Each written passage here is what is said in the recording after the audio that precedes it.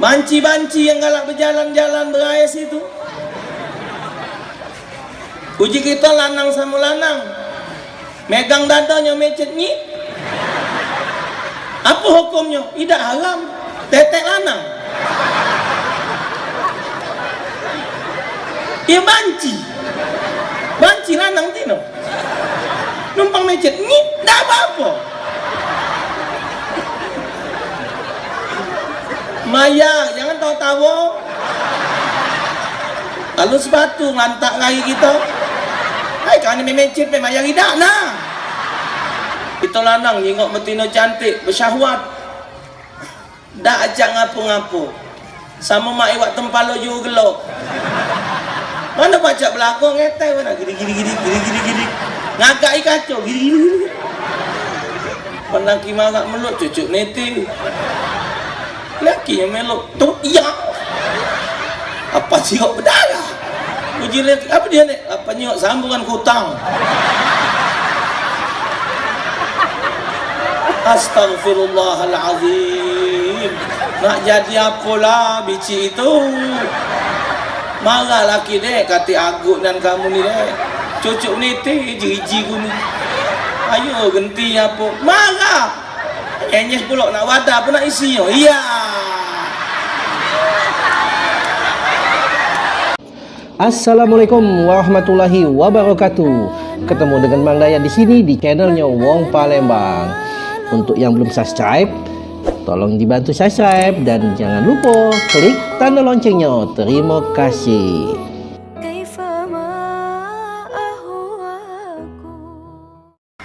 Alhamdulillah, saat ini saya tidak menyangka bahwa malam hari ini baca ketemu dengan dulu-dulu wong Palembang sekitar Sumatera Selatan yang mencari rezeki di kota Batam. Alhamdulillah,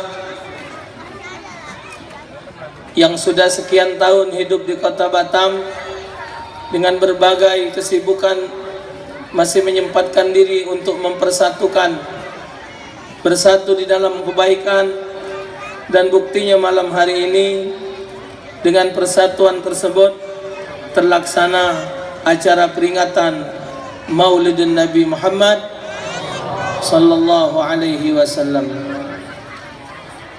Bapak Ibu sekalian saya hormati, besar ini kecil dikit.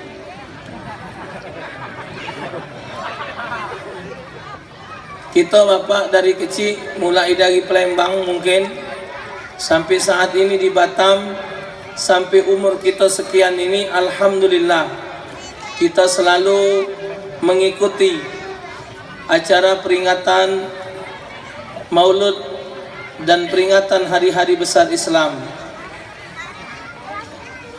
Bapak Ibu, usia saya 45 tahun, lahir tahun 74, tanggal 9 Februari.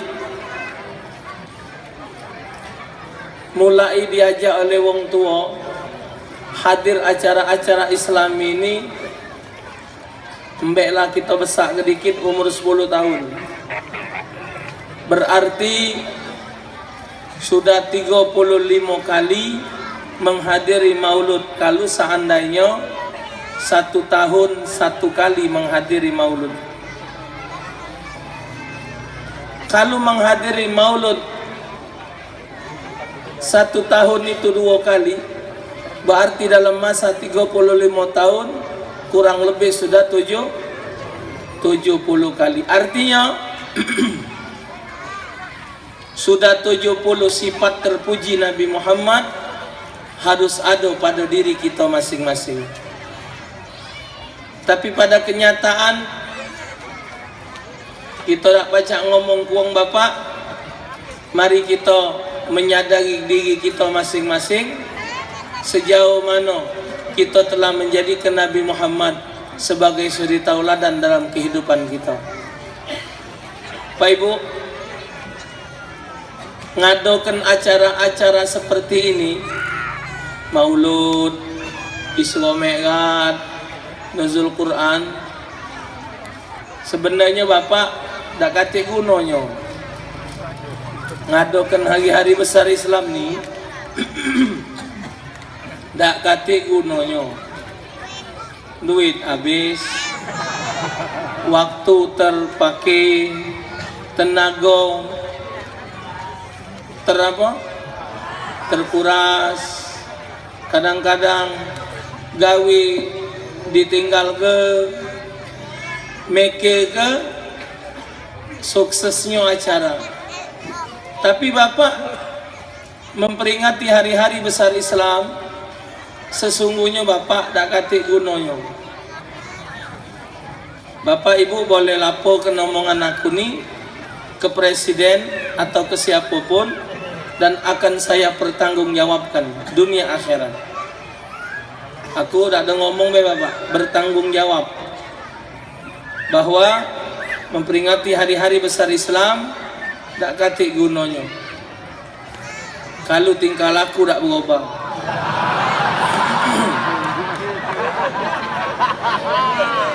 Ya tak? Yang tak semayang masih tak semayang, yang anak ke duit tambah jadi, yang ngimbit tanah tambah galak. Ngado ke maulud ini bukan kita cuman kampung Bapak, tekokan apa istana presiden. Setahu saya Bapak, dari mulai Pak Soeharto, kalau Pak Soekarno tak nemui Pak, tapi ada rekaman videonya Pak Soekarno ngadokan maulud, dan beliau memuji Nabi Muhammad. Satu-satunya pemimpin yang patut dan harus dicontoh adalah Nabi Muhammad. Ada Bapak videonya, silakan dicek di YouTube. Pidato Presiden Soekarno tentang maulud Nabi. Yang kutemui Pak Soeharto, Pak Habibie, Gus Dur, Mega, SBY, yang ini.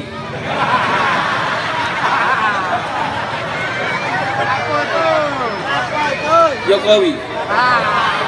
Semuanya Bapak ngadokan maulud, ngadokan Isra Mi'raj, ngadokan nuzul Quran. Di kantor DPR, di kantor MPR, gubernur, wali kota, lurah, Pol PP, kampung-kampung, bahkan semua perkantoran yang ada di Republik Indonesia ini ambil bagian memperingati acara maulud Nabi, Isra Mi'raj, nuzulul. Tapi Bapak, ada tak hasilnya? Ada tak hasilnya?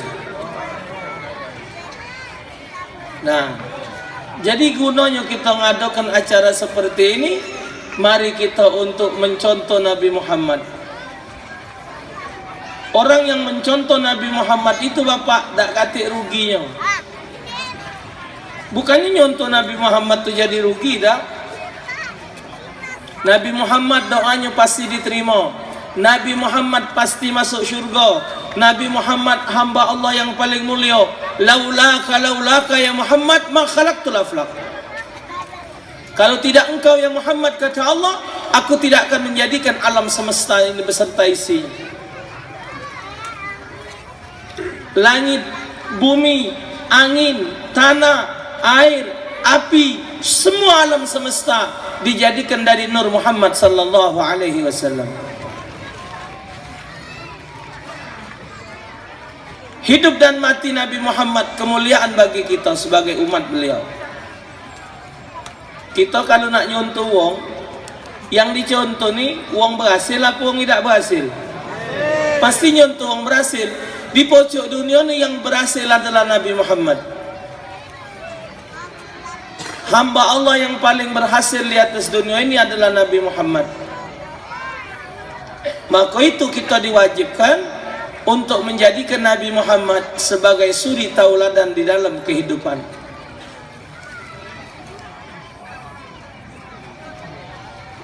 Bahkan kata ulama, siapa yang rajin menghadiri acara Maulud Nabi,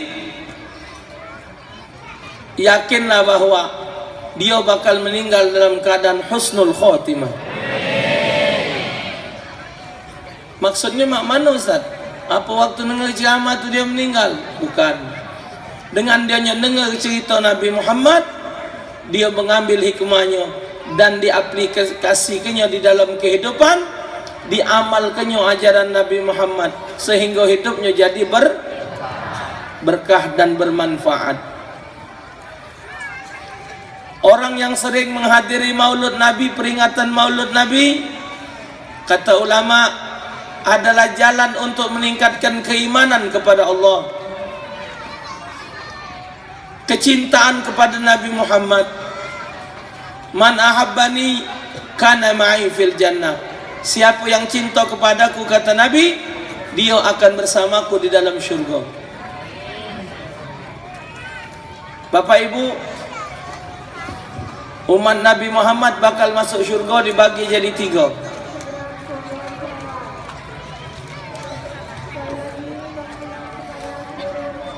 Umat Nabi Muhammad bakal masuk syurga dibagi jadi 3.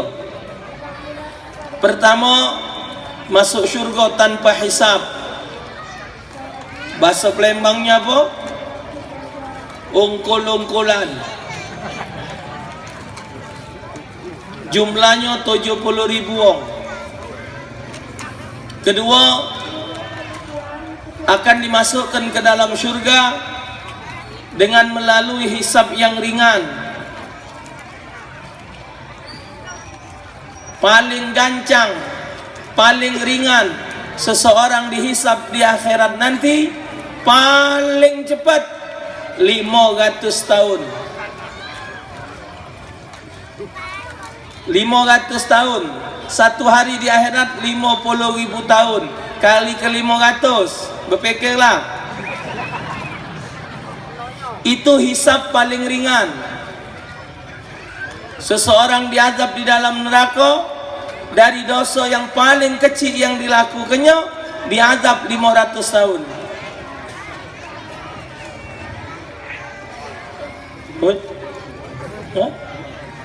Dulu. Jenguk anda kamu sana. Jenguk. Kak lama ni.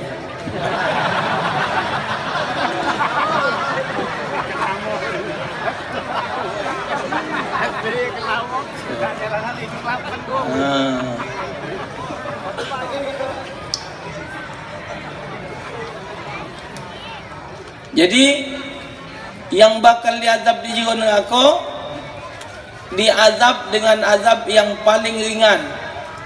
Dimasuk ke syurga, tapi diazab dulu dengan azab yang paling ringan.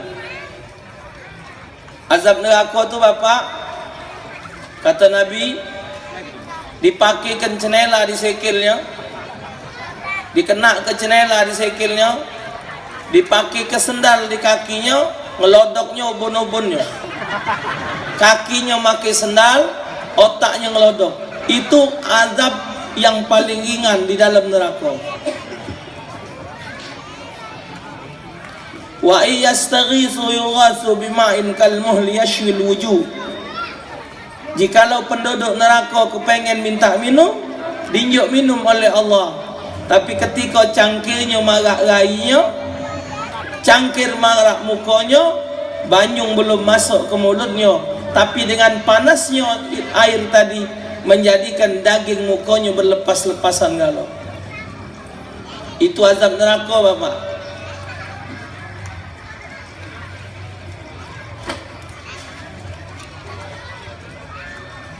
Yang ketiga, dimasukkan ke dalam syurga dengan syafaat Nabi besar Muhammad sallallahu alaihi wasallam. Ketika Nabi mendapatkan khabar dari Allah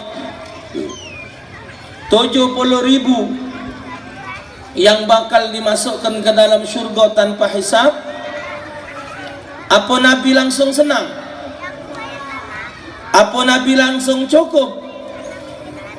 Rasulullah menangis. di hadapan Allah. Uji Nabi, ya Rab, alangkah dikitnya 70.000. Pecah tak ditambah lagi. Akhirnya diterima doa Nabi. Apa kata Allah? 70.000 itu setiap mereka pacak ngajak 70.000 juga. Jadi kesimpulannya, yang bakal masuk syurga tanpa hisab jumlahnya 4,9 M, 4.900.000.000. Masuk dah kita? Masuk dah?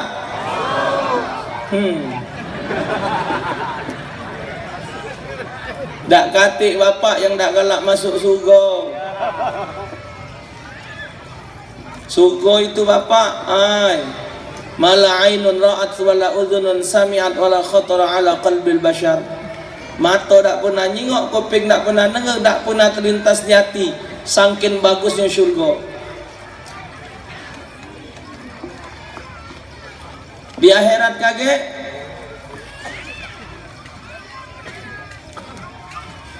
uang di dalam syurga paling sedikit dapat bidadari yang bakal ngurus dia di dalam syurga, paling sedikit 100 bidadari. Uang lanang boleh 100, betina juga diurus oleh 100 bidadari. Cantiknya bidadari itu, Bu, kalau dia muka jilbab, dunia ini terang benderang. Satu bidadari, satu tetes keringat bidadari lebih bagus daripada berlian yang terbagus di dunia. Satu tetes keringat bidadari jatuh ke bumi, bumi beserta isini bakal wangi galau. Saking cantiknya bidadari. Jadi ada seorang wanita nanya sama Rasulullah, kalau macam itu kami betina ni kalah. Kata Rasulullah, atau kama kala Nabi, wanita yang soleha di akhirat kaget bakal lebih cantik dari bidadari. Di akhirat, Bu, jangan landas dulu. Di akhirat, dunia masih main inilah. Ibu juga kalau merasa tidak cantik, kepalangan kakek, saya lupa amalannya. Ada amalan ibu supaya wanita bisa terlihat cantik. Dia jelek tapi dia pacak jadi cantik, secantik-cantiknya, asal dia galak ngamalkan amalannya. Ini amalan tidak bisa dicatat. Sebab waktu itu saya juga bapak nerima amalan ini dengar, tidak boleh oleh guru dicatat, dan ngomongnya juga cuma sekali, harus jernih, harus tenang, dan tidak boleh bertanya sudah. Kalau ibu kepengen menjadi wanita tercantik, amalannya hanya satu, jangan berkacau. Itu baik. Jadi tak terjengok kaya jahat tu, nah itu kena ya. Tak tahu jahat, ngawas kacau terus. Kacau lagi ketak, ngawasnya dah. Ya? Sangken potenya bidadari bapak ibu. Bidadari minum, banyung yang liwat di tenggorokannya pak, kejingoan dari jabo. Dari luar ini, kejingoan banyung masuk di lehernya. Dalam hadis disebutkan, sangken potenya bidadari itu, som-som di dalam tulang kakinya bisa kelihatan dari luar. Siapa pak yang tak say masuk surga? Kalau dak 1010 lolo. Hah? Saya pak, kalau macam hadis tentang surga, rasa nak matilah. Saking nikmat surga. Lahum fiha fakihatun walahum ma yadda'un. Lapangan golf ada, lapangan poli ada, cangkir terbuat dari berlian, sendok terbuat dari emas, buah-buahan sekendak bae makan, segala buah-buahan, bahkan buah-buahan yang tidak ada di dunia pun di sana bakal ketemu. Sunginya sungi madu, sungi susu, sungi arak, banyak madu nian bapak ngalir, susu nian ngalir. Bahkan dalam hadis, sekali kita minum air syurga tidak akan haus selama-lamanya. Subhanallah. Walahum ma'ayat, dan apa saja yang mereka inginkan dikabulkan oleh Allah di dalam syurga. Akhirnya bapak, ada wong nanyo, isugo ke Ustaz pacar dak ngokok. Uji kuda gimana nanyo. Tapi berdasarkan ayat tadi pak, baca ngerokok. Walahumma, dan bagi mereka juga apa yang mereka inginkan dikabulkan oleh Allah. Innallaha la yukhliful mi'ad, sesungguhnya Allah tidak ngelebos. Allah tidak akan mungkir jadi baca usah ngerokok, baca. Cuma napi yang ngemek di bawah. Dia nak ngerokok, nyari api. Tanya malaikat api mana turun. Oh, tak jadi be malaikat turun. Sudah. Man kau tahan, nanjaklah bawah sana. Kalau kau nak ngambil aja lah kau, punah bawah sana. Nah, maka tu berhentilah ngokok kata gunung. Duit habis gigi hitam cungu lah ngesan ya.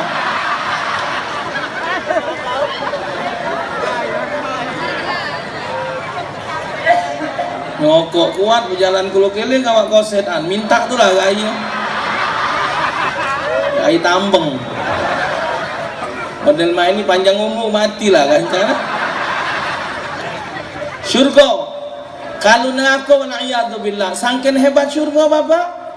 Jangankan orang ahli ibadat, uang ahli maksiat, pejabat koruptor, tukang makan harta rakyat, mimpi masuk syurga.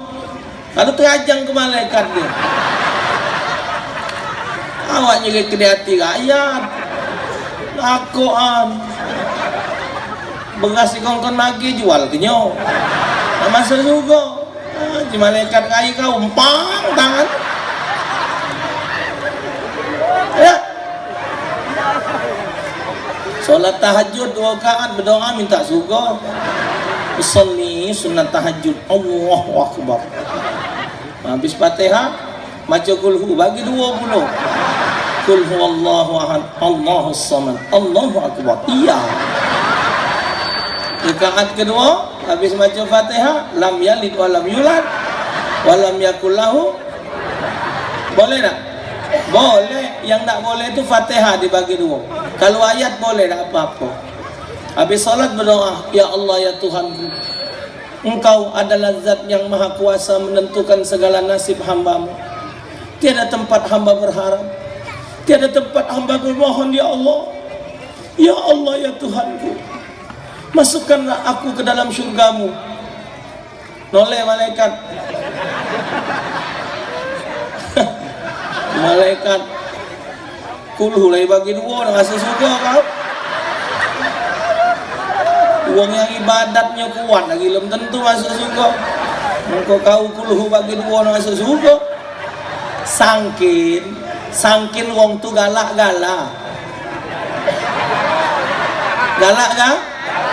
Galak-galau. Sangkin nikmatnya syurga. Nah, sangkin nikmatnya syurga. Yang 3 ikut tadi dibagi golongan tadi, itu yang bakal menikmati syurganya Allah. Dalam keterangan hadis, yang bakal masuk syurga setelah Nabi Muhammad, sahabat Nabi dan para umat Nabi Muhammad yang ahli syurga.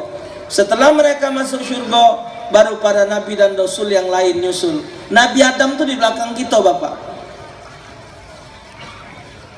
Nabi Adam itu di belakang kita. Nabi Musa alaihissalam, seorang Nabi yang dijanjikan oleh Allah pasti masuk ke dalam syurga. Ya. Cukup percaya isi. Baju. Kamu jangan. Oh. Jamak penyiksa kamu.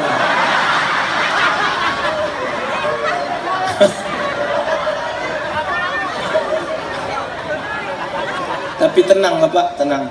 Mik ada di aku. Terserah lah. Kamu nak ngongkon 3 jam, 4 jam, mana aku berhenti balik.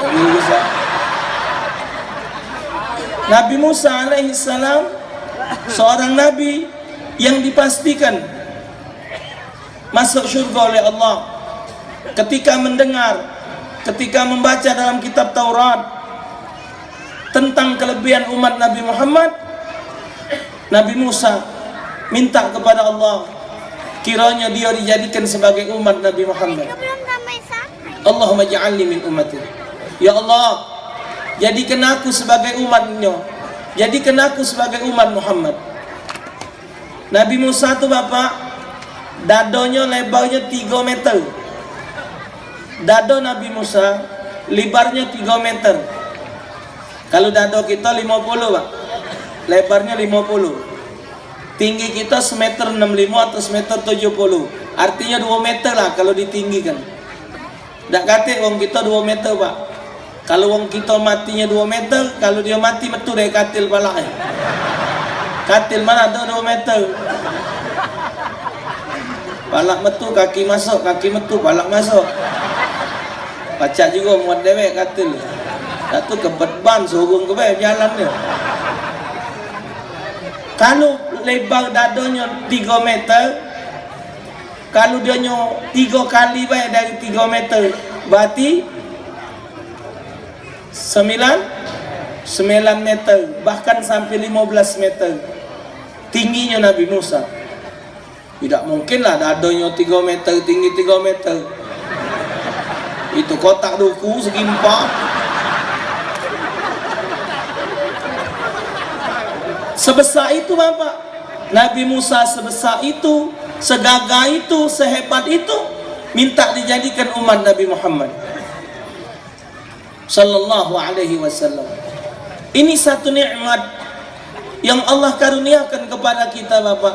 Tanpa kita minta, kita sudah dijadikan sebagai umat Nabi Muhammad. Tapi Bapak Ibu, sejauh mana kita menjadikan Nabi Muhammad sebagai suri tauladan? Karena menurut Al-Quran dan telah menjadi ketetapan Allah Subhanahu wa taala, qul in kuntum tuhibbunallah fattabi'uni yuhibbukumullah wa yaghfir lakum dzunubakum wallahu ghafurur rahim. Katakan ya Muhammad kepada umatmu, jikalau mereka mengaku mencintai Allah, maka hendaklah kalian mengikuti aku. Maksudnya mengikuti Nabi Muhammad. Siapa yang mengikuti Nabi Muhammad, maka orang itu akan dicintai oleh Allah dan akan diampunkan oleh Allah dosanya. Pak, Bu, sarung enggak nyuntuh Nabi Muhammad?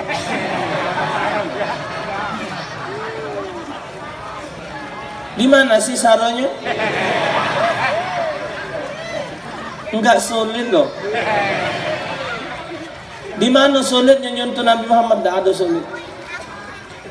Nabi Muhammad hidupnya sederhana. Nabi Muhammad hidupnya pemaaf. Nabi Muhammad hidupnya selalu bersyukur kepada Allah.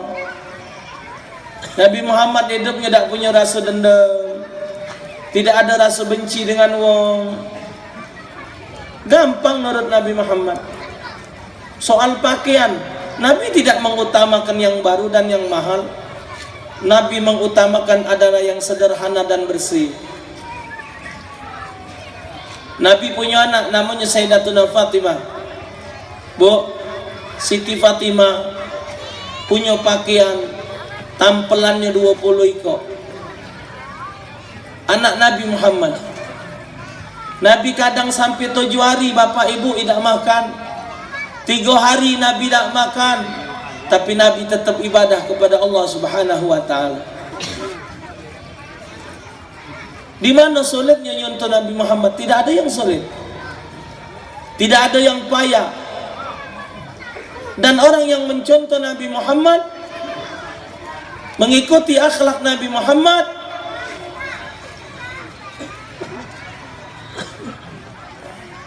disebutkan dalam hadis, man ahabbani, man ahya sunnati faqad ahabbani, wa man ahabbani kana ma'i fil jannah. Siapa yang menghidupkan sunnahku, itu berarti orang yang cinta dengan aku, kata Nabi.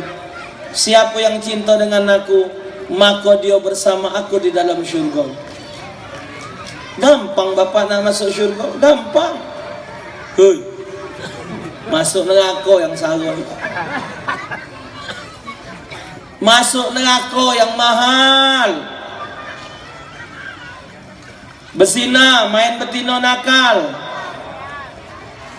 main dakocan, main hostess, maya. Buka itu daftar pelacur di internet, daftar harga pelacur di Indonesia. Buka, ada yang ratusan juta, ada puluhan juta, ada yang jutaan, ada yang ratusan, ada yang duit kok 1000. Alah kamu enggaknya biji daripada kati tarian jadilah nah. Ya Allah, tapi maya.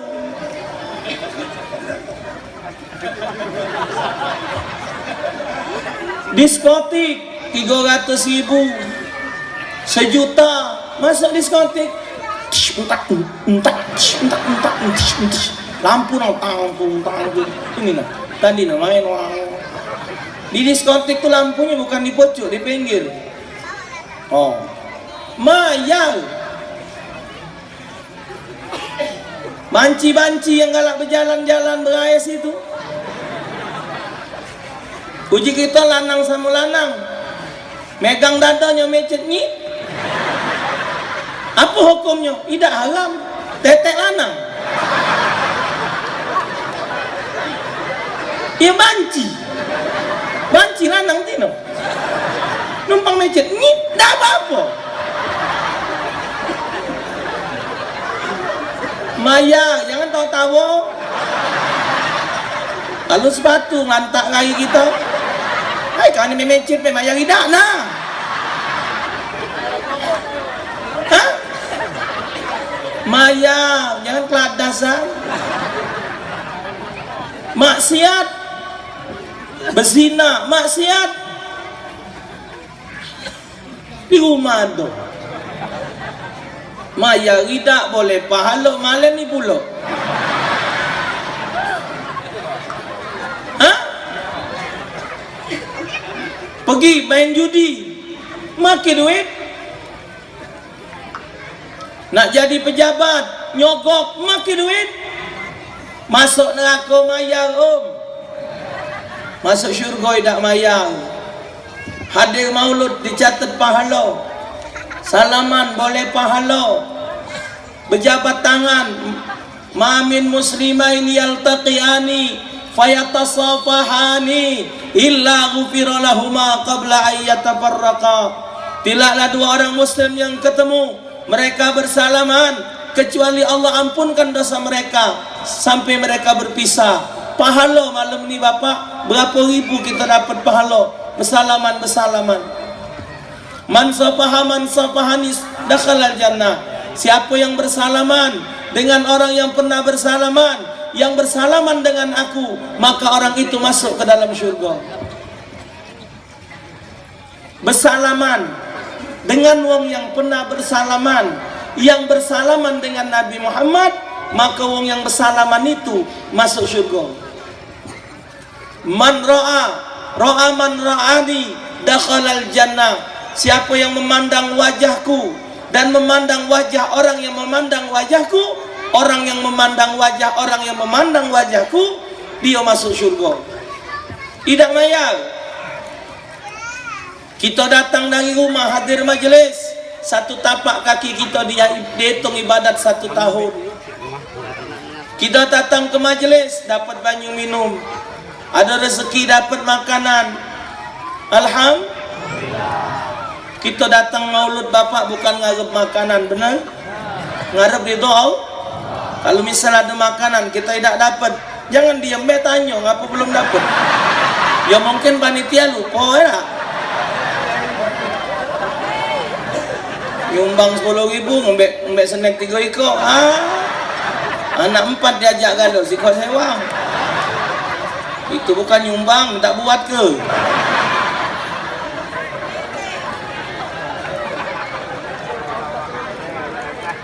Di mana bapak ruginya? Tidak ada. Nyontoh Nabi Muhammad tidak rugi. Tapi ngapa orang banyak nandak nyontoh Nabi Muhammad? Kehidupan Nabi Muhammad bapak bukan main. Aturan-aturan Islam mulia diatur semaksimal mungkin.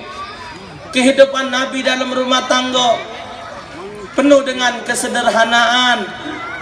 Bu, Tino, Nina, ibu-ibu Nina ya. Nah, cantik-cantik ini, termasuk yang jahat. Juga yang jahat kecil hati tidak disebut. Di kamu ngawas yang cantik be aku.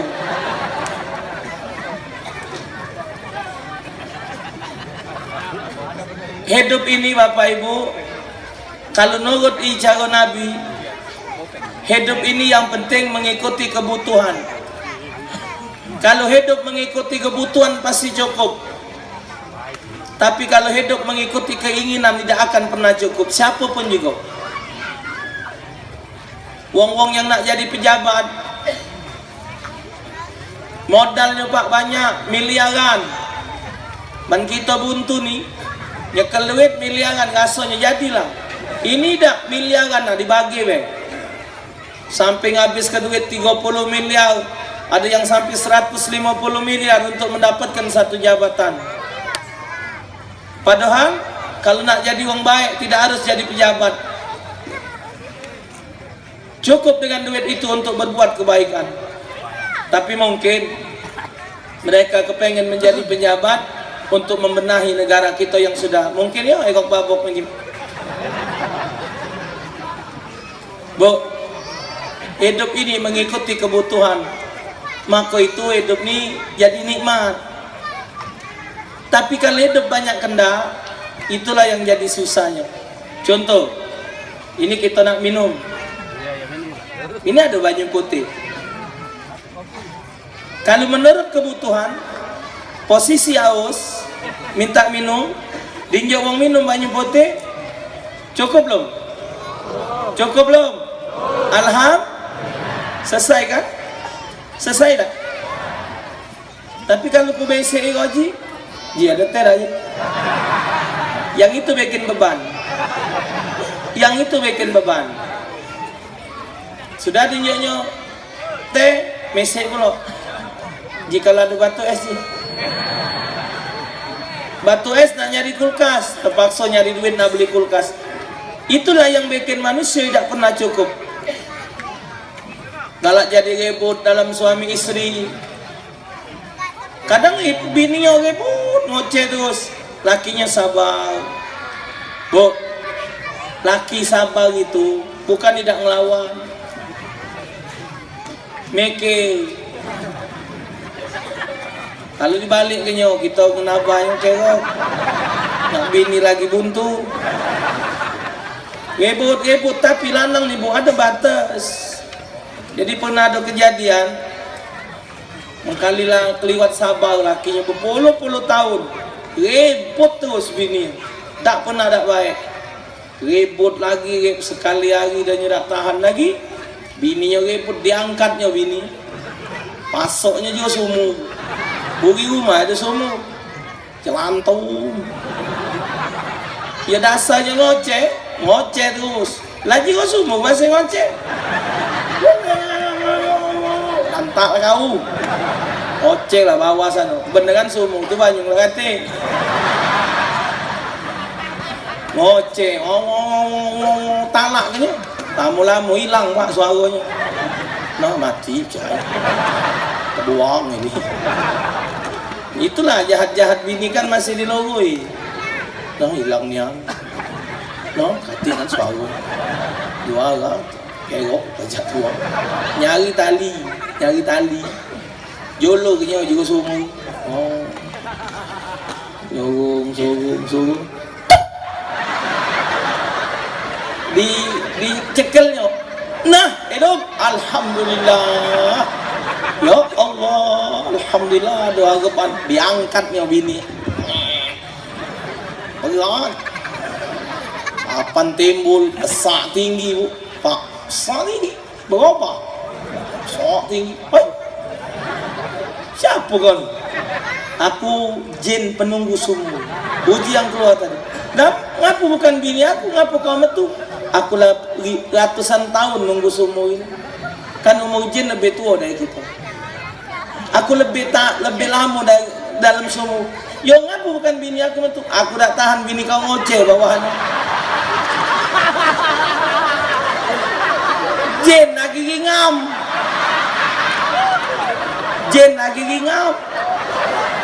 Jadi kalau cak bini repot pasok lagi ke sumur, bening mana? Hah? Bukannya laki itu tidak ngelawan, nanda ribut. Ibu tu pula, Bu, jangan keliwat. Kalau memang laki ada apa salahnya? Kan uang nanyo sama Rasulullah, boleh tak ngambil duit laki? Boleh. Kalau memang lakinya belit, bakhil, boleh. Cuman kata Nabi untuk kepentingan kebutuhan rumah boleh dimbek. Tapi kalau tidak ada kebutuhan, dia ngembek duit suami, lebih jahat daripada 70 mencuri dalam Islam. Rumah tangga Nabi tenang makmur dengan mengikuti kebutuhan hidup. Karena hidup di dunia ini tidak ada yang tidak dipenuhi oleh Allah. Wa ma min dabbatin fil ardi illa 'ala Allahi rizquha. Tidak ada barang yang melata di dunia ini kecuali Allah menanggung rezekinya. Hidup di dunia ini Bapak sama dengan tamu datang di rumah kita. Kita sedekah, tamu datang, kita tahu jumlah tamu berapa, kita tanggung jawab. Allah juga tahu berapa jumlah lanang, berapa jumlah betina, berapa yang makan, berapa yang hidup, berapa yang sakit, berapa kebutuhan hewan. Allah tahu. Karena Allah tuan rumah, kita sebagai tamu. Ikuti kebutuhan hidup, jangan mengikuti keinginan. Semua kita sudah diatur rezeki oleh Allah, cuman beda nasib. Contoh, kita pergi kondangan, makan prasmanan, Perancis. Makan Mbek piring, mbek sendok, mbek nasi, mbek ayam, mbek daging, mbek gado-gado. Ujungnya ada sop. Kawan ngembek sop no jalan, daging nasi mbek sop. Giliran kita kapan tercedok, sekali nyedok kentang, timbul, nyedok pula wortel, singok carak cerok, habis isi. Jadi kawan buik maju mang, berat ini nih, nunggu mamang, nyari apa? Dagingnya habis, sudah maju lah. Begitu kita maju, panitia nambah isinya.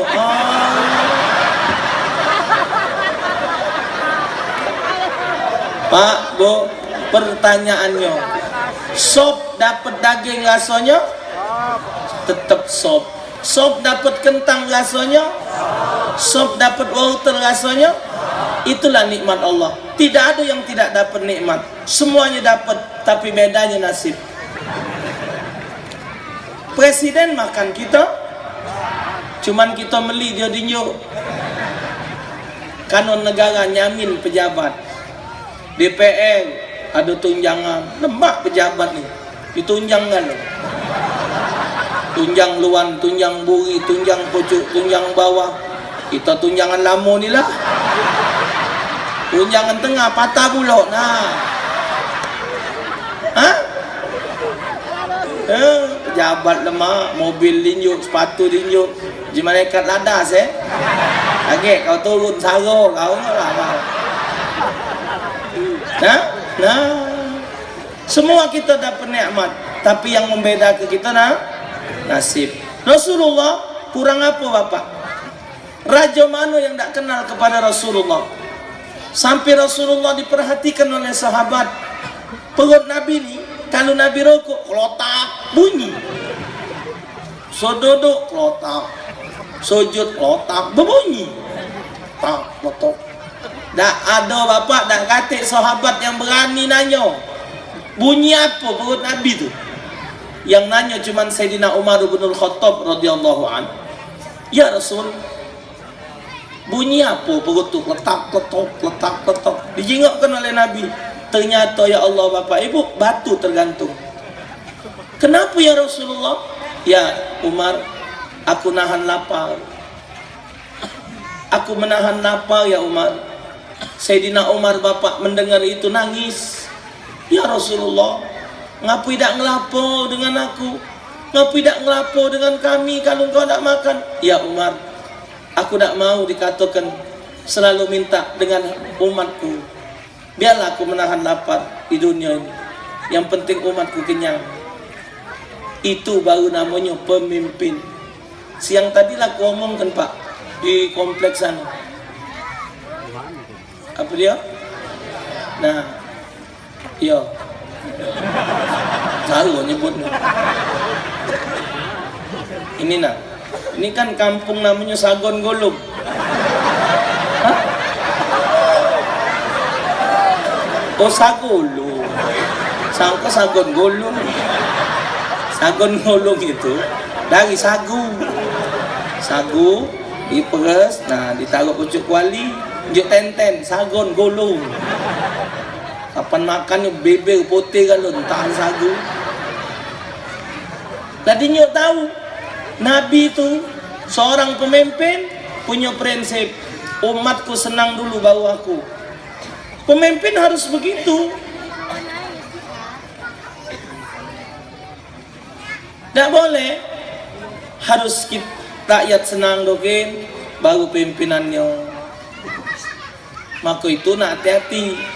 LT, jadi LT warga dulu disenangkan. Kan LT itu sebenarnya Bapak pejabat yang paling kesian. LT itu singkatan, repot terus. Iya LT. Bola nak tidur dengan bini, ngetok lawang, ngotor hilang. LT, ya wah Tuhan bola anak mejem. Apa? Ngotor hilang Pak. Jadi tolong Pak lapor ke polisi. Besok ya Pak, kaget kak. Berangkat pulau baru nak tidur Pak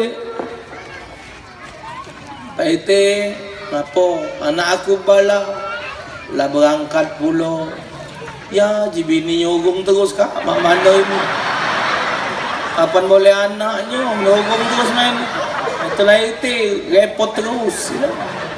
Pejabat Bapak yang itu yang bagus, pecahnya tidak lemah, tapi itulah yang diharapkan oleh agama.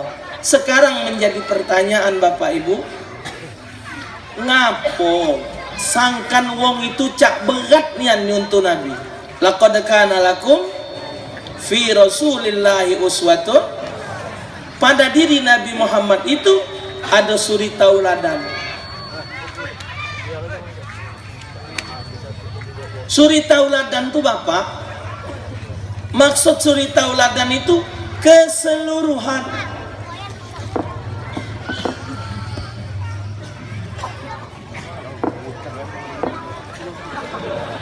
Ingat apa?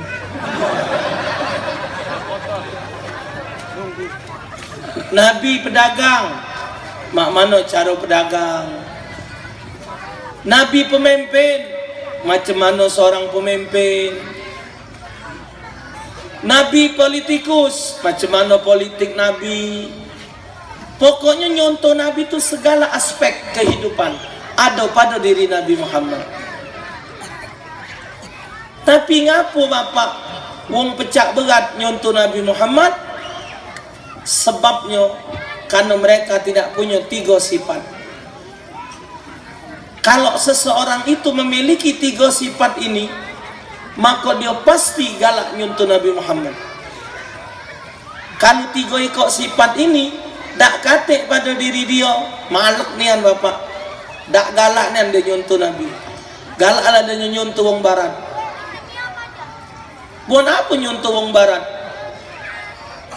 Yang dicontoh tu Nabi Muhammad, sebab yang digawi ke Nabi Muhammad Allah ridha, yang digawi ke Nabi Muhammad kita ikuti, itu salah satu penyebab kita masuk ke dalam syurganya Allah. Liman kana yarjullaha wal yaumal akhir wa dzakarallaha katsira. Yang bisa mencontoh Nabi Muhammad bagi orang yang mengharap ridha Allah, bagi mereka yang menginginkan selamat di negeri akhirat, bagi mereka yang banyak ingat kepada Allah. Bapak ngapa macam ini? Aku ni berpakaian macam ini Ustaz. Nyuntuh Nabi Muhammad supaya Allah senang dengan aku. Oh, supaya aku di akhirat kaget dapat ridho Allah. Nah, pakai kopca putih. Kopca putih ni sunat bapak. Tak ada nunggu pergi haji. Tidak, tidak. Orang pergi haji itu bukan untuk dapatkan kopca putih. Pergi haji itu bapak, aku tak galak naik haji. Ku magai orang ngomong, Pak Ustaz insyaAllah aku tahun ni naik haji. Ku magai. Haji itu pergi pak, menunaikan haji, bukan naik haji. Kalau naik haji rasa ke Mekah, Batam banyak gaji naik ibarat. Numpang naik dengan dia. Iyo, kopca putih itu sunat hukumnya. Karena Nabi berkopca putih. Nabi pakai sorban bapak. Kadang pakai kopiah putih, kadang Nabi tak pakai kopca. Tapi Nabi tak pernah pakai warna hitam. Peci warna hitam ini topi nasional. Banyak foto di pinggir jalan itu. Islam bukan pakai peci. Assalamualaikum pula. Nah bingung. Itu pejabat-pejabat yang bukan Islam pakai peci kalau pak. Jadi jangan terbudi dengan peci itu. Keset juga peci itu bapak ada nomor Singapura. Cuman kalau kopca putih ini sudah pergi haji tenang makainya. Kalau belum pergi haji makai kopca putih agak tak tenang. Itu namanya haji ma'lum. Makai kopca pergi belum, nah. Tak ada berdosa ya. Cuman wong kopca putih ni wongnya surah pak. Wongnya tidak pelit. Wong kopca putih. Wong kopca hitam ni pelit. Mana pernah nyuci? Tanyalah. Wong kopca hitam mana pernah nyuci? Dari mulai dia kahwin sampai punya cocong tak pernah dicuci kopca hitam. Ya? Nah, sunat. Ngapa? Ini ibu-ibu nih. Bu. Ibu ngapa pakai jilbab? Yalah Ustaz, ini kan perintah agama. Wanita harus nutup aurat. Ibu kalau nyengok badan ibu nih ukuran M baju. Ngapa XL nih? Memang wong Islam betinonya harus pakai baju ngobong-ngobong. Tidak boleh yang ketat-ketat itu, haram hukumnya. Kaki Allah marah, diazab oleh Allah. Nah, jadi wong yang maki-maki itu wong ingat sama Allah kalau. Dan ibu juga untuk apa bu? Ibu ambok-ambok ke dengan lanang lain. Bapak juga, kita lanang nih bapak, berat beban. Kita bangga punya bini cantik. Sebenarnya kalau kita punya bini cantik, wong lain melok menikmati juga. Kita jahat jadi tak bergau. Kita jahat tak bergau. Ngomong, memang sopir yuk, hai. Sopir aku laki ku itu. Ya Allah, Rabbi. Mak langit dengan bumi. Ulah kau. Bini kita cantik, wong melok ngawas. Tak tenang juga itu. Nah, yang tenang tuh wong punya bini jahat. Tenang. Karena bininya tidak diawasi wong dia pegel ngawasnya.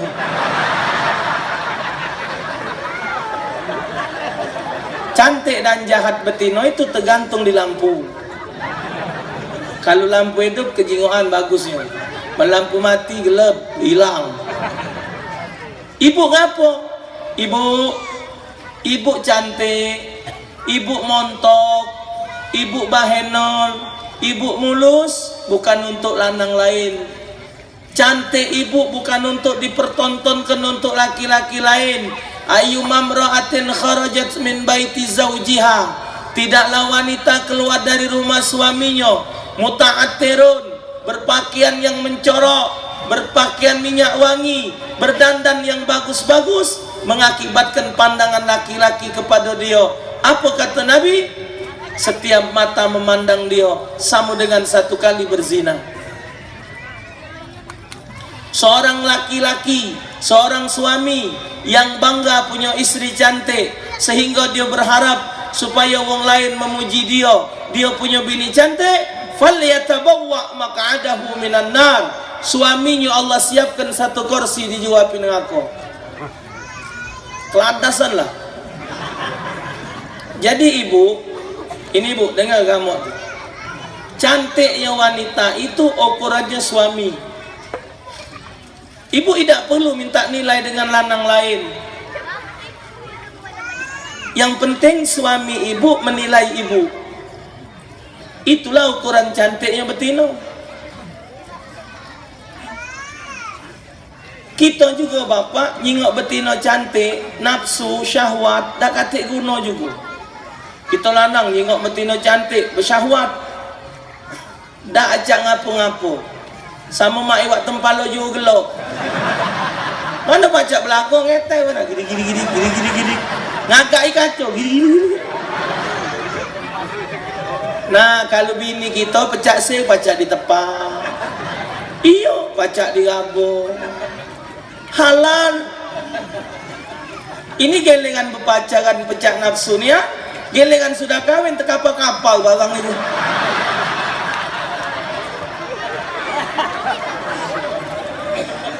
Kapan marah kak? Kakak buntu ni jauh. Iya.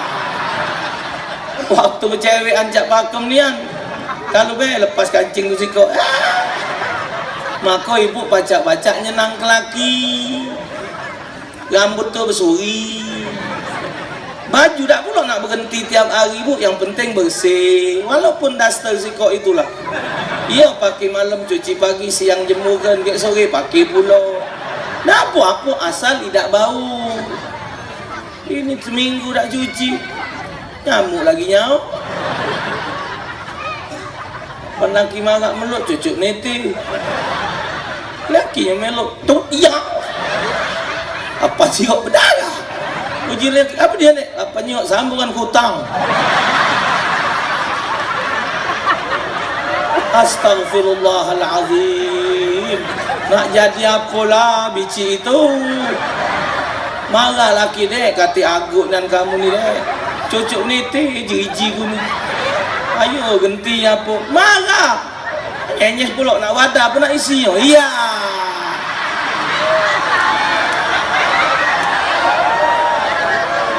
Astagfirullah. Masih hidup tak mamang itu? Ha? La haula wala quwwata illa billah. Oi boleh pahala bu. Hei, nyekel tangan bini nah. Bini nyekel tangan laki, laki nyekel tangan bini, melepaskan satu dosa. Ini baru nyekel. Nah, ini cara tua ni, cekelan. Tak cara ngapa-ngapa lagi jadilah seremet anak. Boleh pahala. Lah barang tua. Kapan malam-malam ngereki bini ya. Wong tua ni tak ajak tidur kalau kata pikson. Itulah kalau lagi cewekan mambu minyak wangi, kalau punya anak mambu koyo, kalau lah punya cucung mambu pikson. Saling kosok dengan yai, puji nyai. Ya Allah yai tulang galau. Yai dah tua. Yai pula ngosok nyai. Sekosok ah. Pantu gosok ya Allah nyai lah lembut galau. Boleh pahala, jangan tahu-tahu. Nah, jadi kalau laki mati gancang lah. Ya, jadi pahala. Boleh pahala. Mencium istri, mencium suami, 10 menjatuhkan dosa, 10 diangkat martabat, 10 kebaikan dia dapat. Berjatuhan dosanya 10. Nyium. nikmat. Ini dalam kitab Qurratul Uyun. Dia melok 20 kebaikan dapat 20 derajat dan diampunkan 20 dosa. Melok. Bukan main-main. Maka itu mahab mesti pacak nyago badan. Melakukan hubungan suami istri lebih baik daripada dunia beserta isinya. Itu ada keterangannya dalam kitab Qurratul Uyun. Ada yang ngomong dalam ceramah, Pak, wong nanya dengan saya bahwa katanya sekali melakukan hubungan suami istri sama dengan membunuh 1000 wong Yahudi. Aku sampai malam ni belum ketemu keterangannya. Tak boleh masing-masing ngomong. Jadi ibu itu benar apa Ustaz? Nah, belum terbaca aja keterangan itu. Belum terbaca membunuh Yahudi. Jadi ibu-ibu tu jama dengan ustaz jama itu balik ngomong dengan laki, Kak, rupanya Kak sekali berhubungan tu sama dengan bunuh 1000 Yahudi. Ai, uji laki. Anak banyaknya deh. Iya. Pahala. Masya Allah. Alhamdulillah. Mesej laki nak bunuh aku. Nah.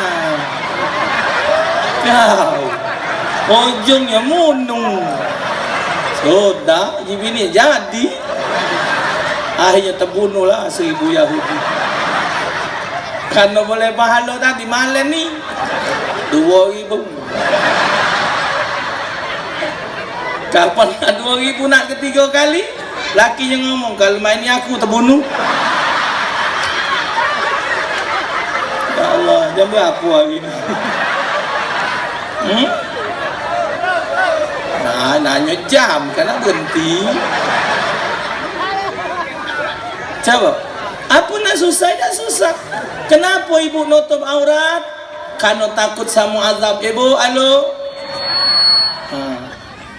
Seorang wanita sengaja membuka auratnya, 1 lembar rambutnya sengaja keluar, dia tahu 500 tahun dia bakal kena nunggu masuk surga.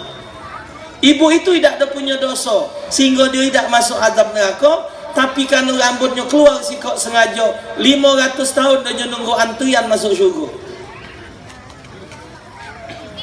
Hati-hati. Nabi sekali hari ibu menangis. Nangis ni ya. Oh, segan-segan. Uji Siti Aisyah, uji Siti Fatimah. Ngapa abah nangis? Abah ingat waktu masuk jiwa neraka nak malam Isra Mi'raj. Ingat betina tergantung, digantung dengan rambutnya. Sudah tu digantung dengan buah dadonya. Dosa apa bah wong betina itu? Sangkan digantung itu. Itulah umatku seorang wanita yang keluar rumah tidak nutup aurat. Betina jilbab tu nah. Tergantung okay? Kamu malam ni biar jilbab. Dosa. Nah, yang digantung buah dadanya siapa? Itu wanita yang menyusui anak tetangga tanpa izin suaminya. Haram, tidak boleh. Tidak boleh, haram hukumnya. Walaupun anak dia nangis, tetap tidak boleh disusui. Haram hukumnya. Ya, anak tetangga, tambah lagi laki tetangga.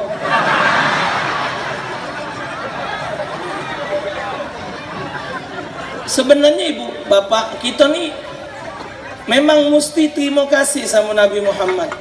Jadi banyak nian yang sudah diunjuk tahu oleh Nabi dan hal-hal untuk supaya kita jauh dari azab neraka.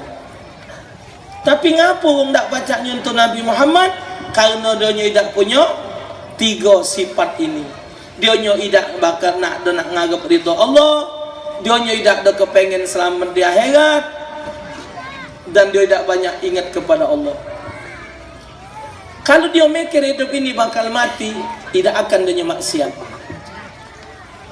Hidup ini pasti mati bapak.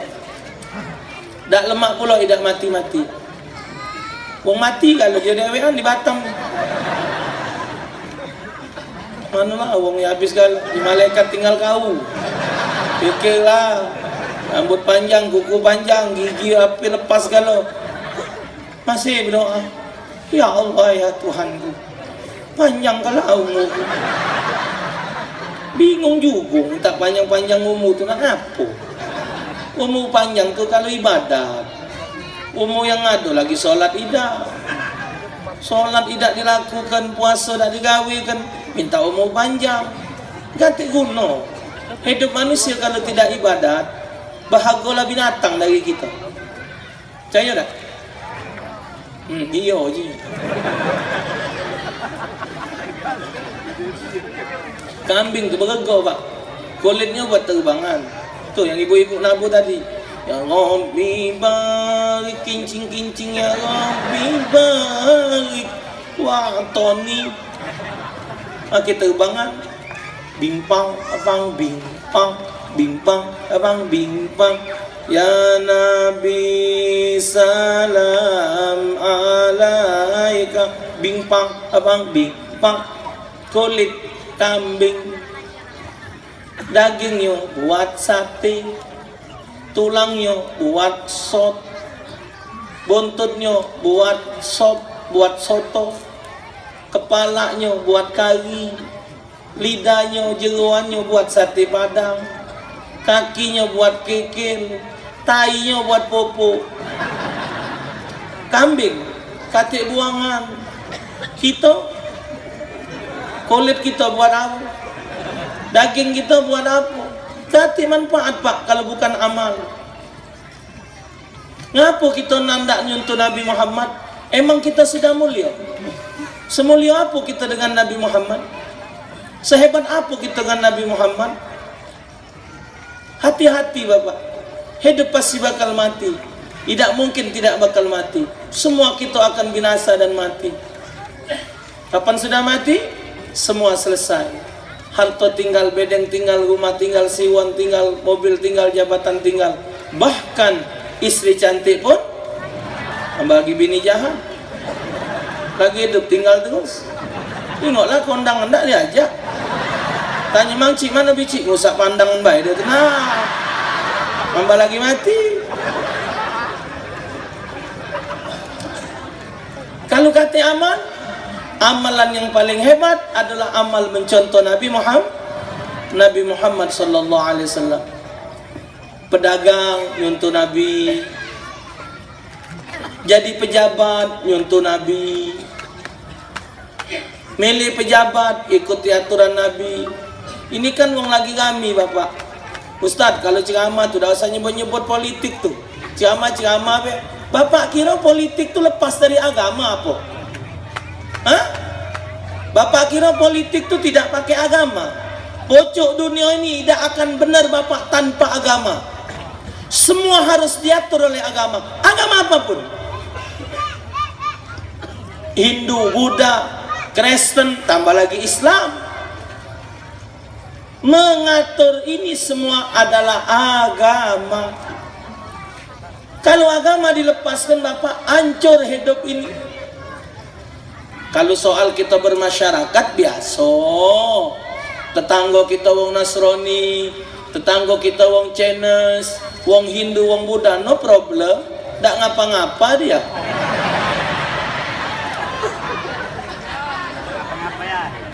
Lakum dinukum, lakum dinukum, kamu, kami.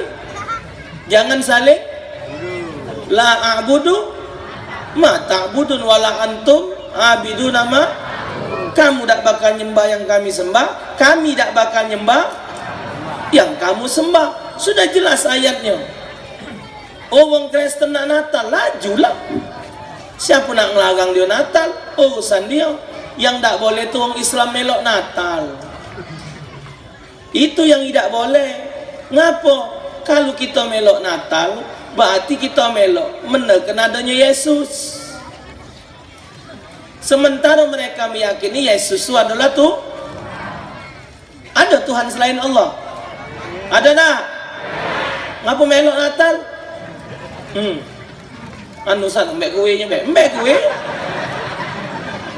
Tapi Ustaz, kalau kita hari raya, orang Chinese parak rumah kami tu melok hari raya, tidak apa-apa.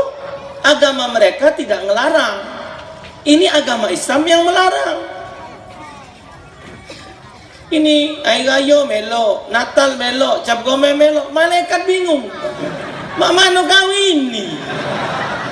Sopo tadi di masjid, inilah di gereja pula.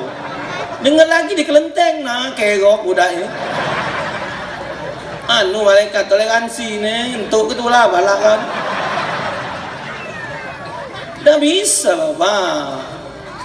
Nabi pun hidup dengan orang Nasrani, dengan orang Majusi, tapi Nabi tidak terpengaruh. Kalau menurut Al-Quran, Natal itu salah Bapak. Ya?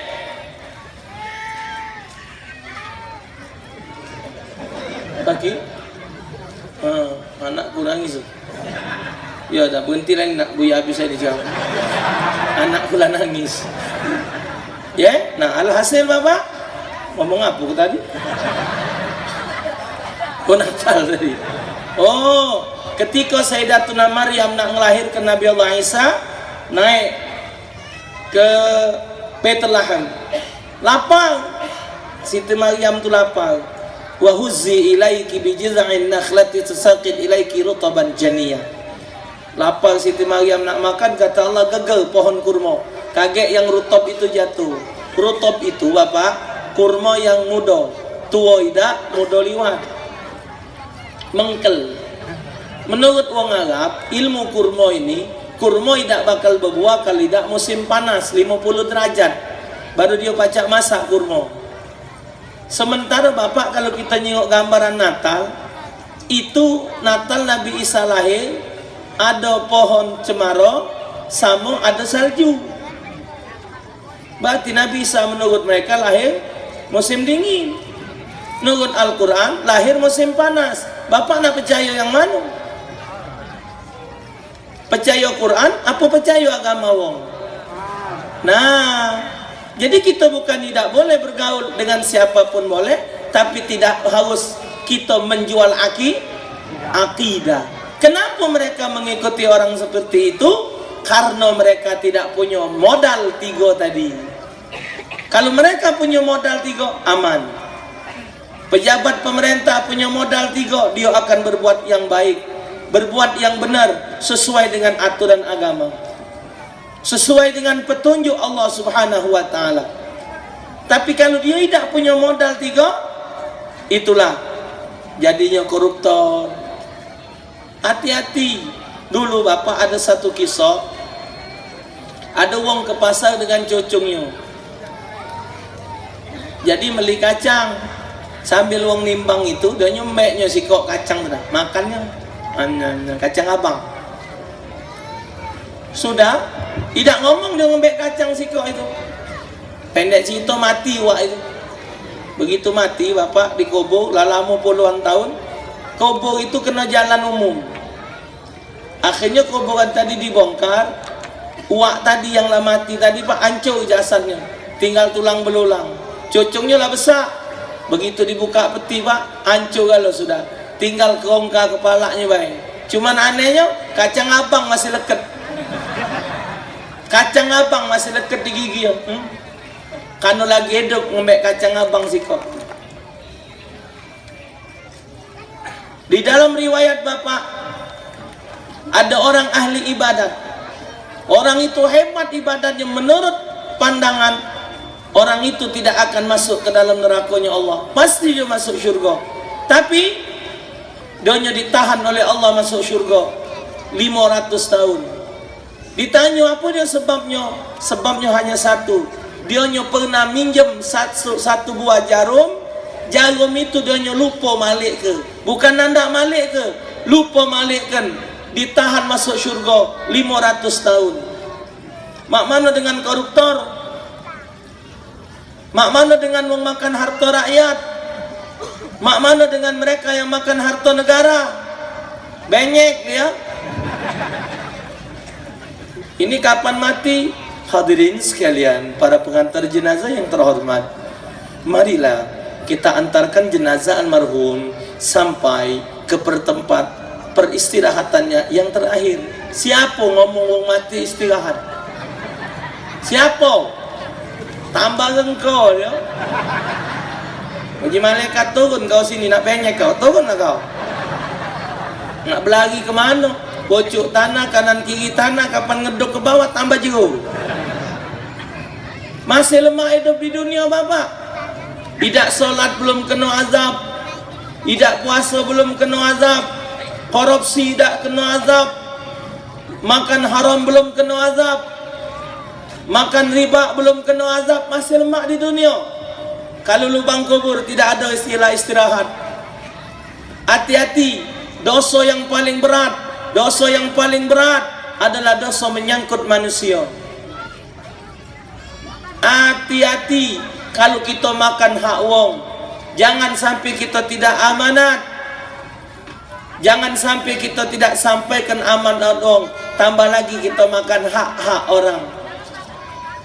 Kenapa? Karena itu akan membawa kesengsaraan kita di hadapan Allah Subhanahu wa ta'ala. Tuh, kenapa mereka tidak bisa mencontoh Nabi Muhammad? Karena mereka tidak memiliki 3 sifat tadi. Kalau 3 sifat itu menyatu dalam diri mereka, semua langkah pasti mereka takut kepada Allah. Karena mereka tahu hidup setelah dunia ini pasti ada akhirat, dan di akhirat adalah tempat pertanggungan jawab di hadapan Allah Subhanahu wa ta'ala. Kedepan siapapun pemimpin, ingatlah, hati-hati, kita semua akan diminta pertanggungan jawab.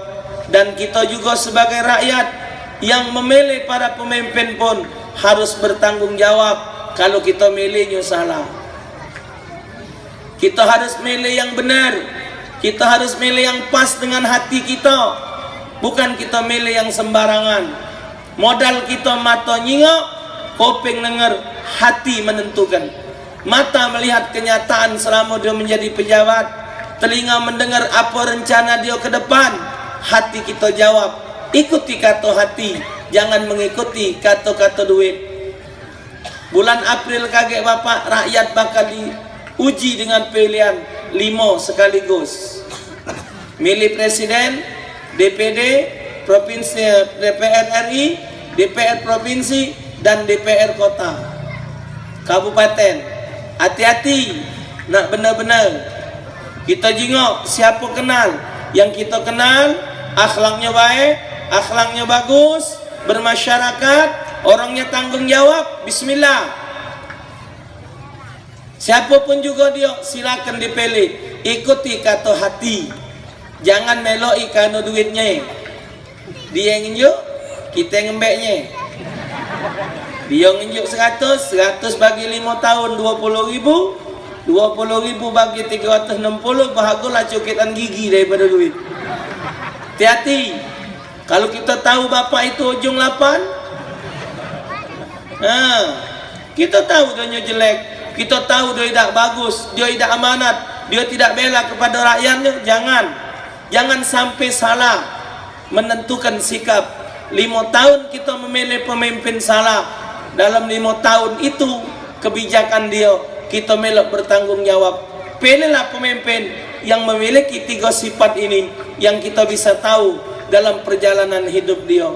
Dengan menjalankan apa yang diajarkan oleh Nabi Sallallahu Alaihi Wasallam, insya Allah kita akan mendapatkan ridha dari Allah Subhanahu wa ta'ala. Yuhibbukumullah wa yaghfir lakum dzunubakum.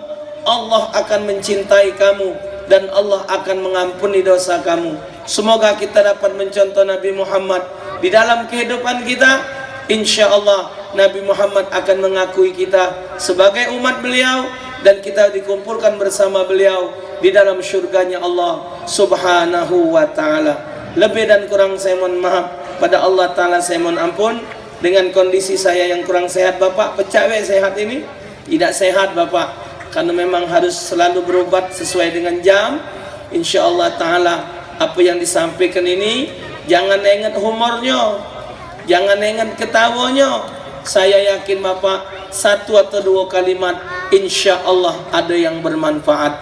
Make handphone merek Siemens, make kartu-kartu simpati. Bapak ibu kalau pecah demen, kapan-kapan gak ngundang lagi. Sekian, lebih dan kurang saya mohon maaf.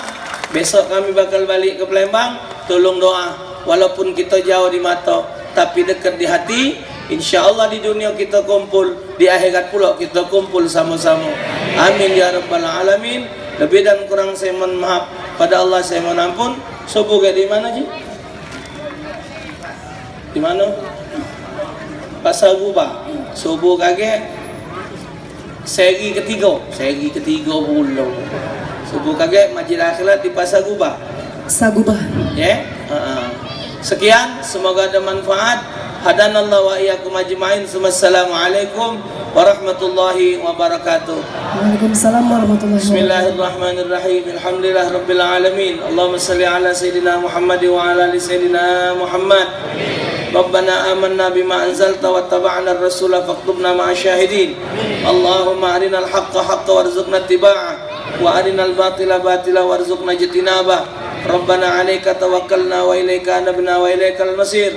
Allahumma nawwir qulubana bi nuri hidayatik kama nawartal arda bi nuri syamsika abadan abada bi rahmatika ya arhamar rahimin ya arhamar rahimin ya arhamar rahimin. Farrij 'alal muslimin. Wa sallallahu ala sayyidina Muhammad sayyidil mursalin. Alhamdulillah rabbil alamin. Taqabbalallahu minkum Minnal wa minkum taqabbal ya